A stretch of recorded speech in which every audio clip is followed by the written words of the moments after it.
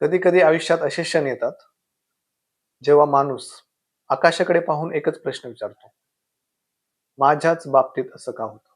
ही गोष्ट पण अशा स्त्रीची आहे की जिच्या आयुष्यामध्ये सुद्धा हाच प्रश्न तिला सारखा येत होता.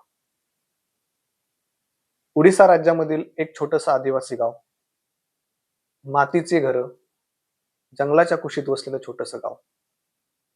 ना कुठली स्वप्न, ना कुठली अपेक्षा. पण त्या मुलीच्या मनात एकच इच्छा होती की मला शिकायचं आहे. ती शाळेत जायची, कधी उपाशी पोटी तर कधी अनवाणी पायाने.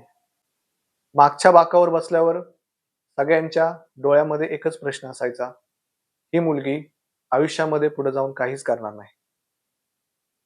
पण तिने शिक्षण पूर्ण केलं, ती शिक्षिका बनली आणि अशा लोकांना शिकवलं की ज्यांना कधी कुणी शिकवलेलंच नाही.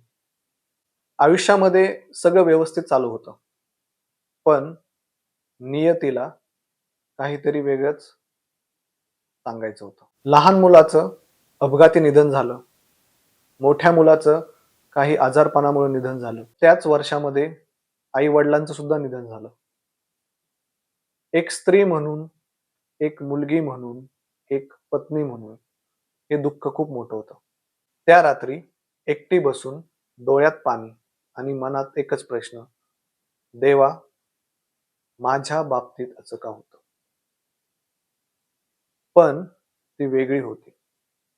तिने दुःखाला उत्तर दिलं, पण धैर्याने. ती पुन्हा उभी राहिली, लोक सेवेत उतरली, मंत्री झाली, राज्यपाल सुद्धा झाली आणि एक दिवस भारताच्या सर्वोत्तम पदी ती विराजमान झाली. त्या होत्या द्रौपदी मुर्मूजी. आज मागे वळून पाहताना तो प्रश्न बदलून गेला आहे. माझ्या बाबतीत असं का होतं? कारण कदाचित हे सगळं सहन करायची ताकद तिच्यामध्ये होती. तिच्या वेदना कुणाची तरी आशा बनणार होती. आज जर तुम्ही तुटलेला आहात आणि हरलेला असताल आणि तुमच्याही मनात हाच प्रश्न येत असेल, माझ्याच बाबतीत असं का होतं, तर लक्षात ठेवा, काही आयुष्य सोपी नसतात, कारण त्यांना इतिहास घडवायचा असतो.